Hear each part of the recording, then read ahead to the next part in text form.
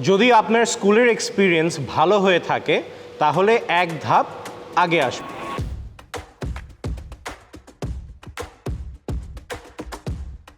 Hello, I'm Mir Ilham bin Ahmed.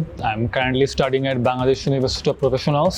আমার নাম হচ্ছে দাশরথা মৃতা। আমি ব্র্যাক ইউনিভার্সিটিতে মাইক্রোবায়োলজি ডিপার্টমেন্টে 4th year student. Mohammad Hifzu Ahmed Chowdhury, Dhaka university থেকে এসেছি মাস্টার্সে, অ্যারাবিক ডিপার্টমেন্ট। আমি কাজী তাহিয়া হুমায়রা, আমি বিএসসি করছি on psychology at the university of Dhaka. আমি জান্নাতুল ফেরদৌসী সেতু, বর্তমানে ঢাকা বিশ্ববিদ্যালয়ের অনার্স সেকেন্ড ইয়ারে ইসলামিক স্টাডিজ ডিপার্টমেন্টের ছাত্রী। পাশাপাশি আমি একজন ভিজুয়াল ইম্পেয়ার্ড, অর্থাৎ লো ভিশন পারসন, মানে আমার দৃষ্টিশক্তি পুরোপুরি নেই। My name is Zawad. আমি currently United International University-তে থার্ড ইয়ারে এনভায়রনমেন্ট অ্যান্ড ডেভেলপমেন্ট স্টাডিজ ডিপার্টমেন্টে আছি। আমি হেমা চাকমা, এখন ঢাকা বিশ্ববিদ্যালয়ে হেলথ ইকোনমিক্সে মাস্টার্স করছি। আমি নুসাইবা আহমেদ, পড়াশোনা করছি ঢাকা বিশ্ববিদ্যালয়ের উইমেন অ্যান্ড জেন্ডার স্টাডিজ বিভাগে, 3য় বর্ষ। যদি কোনো শিক্ষক আপনাকে স্কুলে মোটিভেট করে থাকেন তাহলে এক ধাপ আগে আসবেন। যদি আপনি স্কুলে এক্সট্রা কারিকুলার অ্যাক্টিভিটি যেমন খেলাধুলা, ডিবেট বা গান, নাচ অংশ নিয়ে থাকেন তাহলে এক ধাপ আগে আসবেন। যেমন স্বাধীনতা দিবস উপলক্ষে, বিজয় দিবস উপলক্ষে আমাদের ডিবেট অথবা বক্তৃতা প্রতিযোগিতা, নাচ প্রতিযোগিতা, কেরাত প্রতিযোগিতা এগুলো থাকার কারণে আমাদের যে কথা বলার যোগ্যতা, আমাদের মধ্যে যে ভয়, এগুলো দূর হইতো। এবং শুধু এতটুকুই না, অন্যান্য কো-কারিকুলাম অ্যাক্টিভিটিসগুলোও মাদ্রাসায় প্রচুর আছে। যদি আপনার স্কুলে আপনার টিচার আপনার মাতৃভাষায় পড়িয়ে থাকেন তাহলে এক ধাপ আগে আসবেন।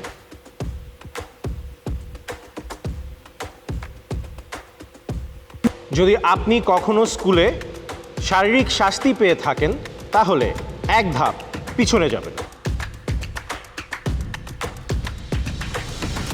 যদি আপনার পরিচয়, চেহারা, ধর্ম বা কথা বলার ধরনের কারণে আপনাকে কখনো স্কুলে বুলি বা র্যাগিং করা হয়ে থাকে তাহলে এক ধাপ পিছনে যাবেন।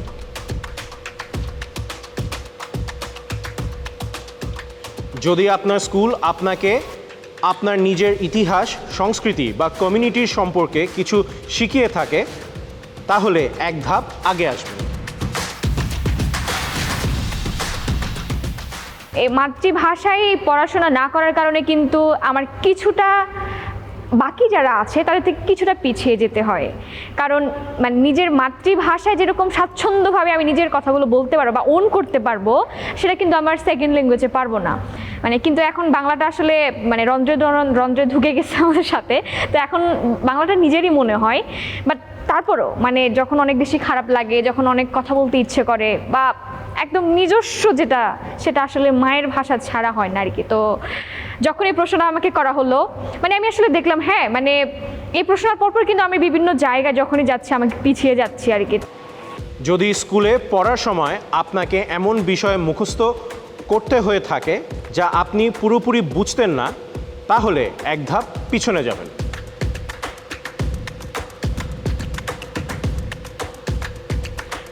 যদি আপনি স্কুলে শিক্ষককে প্রশ্ন করতে বা নিজের মত প্রকাশ করতে স্বাচ্ছন্দ্য বোধ করতেন না তাহলে এক ধাপ আগে আসবে।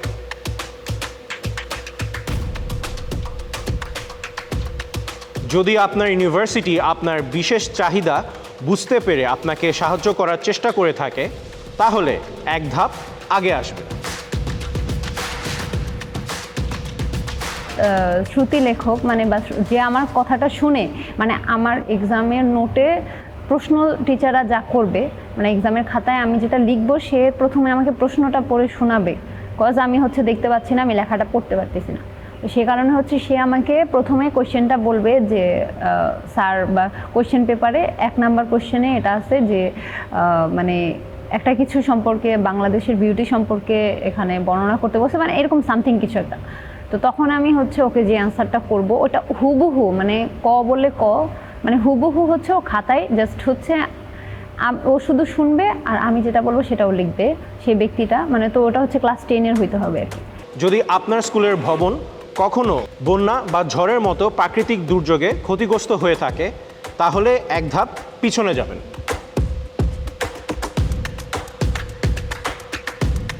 যদি স্কুলে আসা যাওয়ার পথে আপনি সবসময় নিরাপদ অনুভব করতেন, তাহলে এক ধাপ আগে আসবেন। এখনো আসলে যেটা হবার কথা না সেটা এখনো হচ্ছে, এবং নারীর নিরাপত্তা বিষয়ে আমরা দেখি যে আমরা হয়তো এক পা আগাই এবং পরবর্তীতে আমরা দেখি আমরা 10 পা পিছিয়ে গিয়েছি। It's a grave concern, we have to accept it firstly.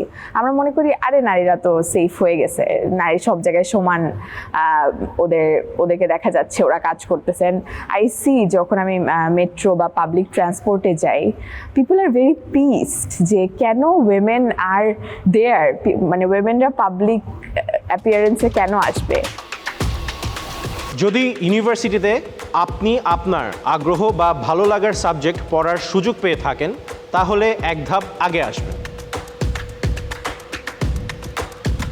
যদি আপনার শিক্ষার অভিজ্ঞতা আপনার স্বপ্ন বা লক্ষ্য পূরণে সাহায্য করে থাকে, তাহলে এক ধাপ আগে আসবেন।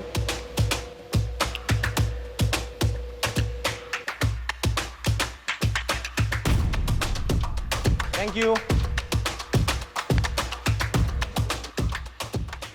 কলেজে পা দিয়ে বুঝলাম যে আসলে এটা লাইফ, মানে আমি যে একজন অন্য মানে মানুষ, এটা আমি তখন বুঝলাম।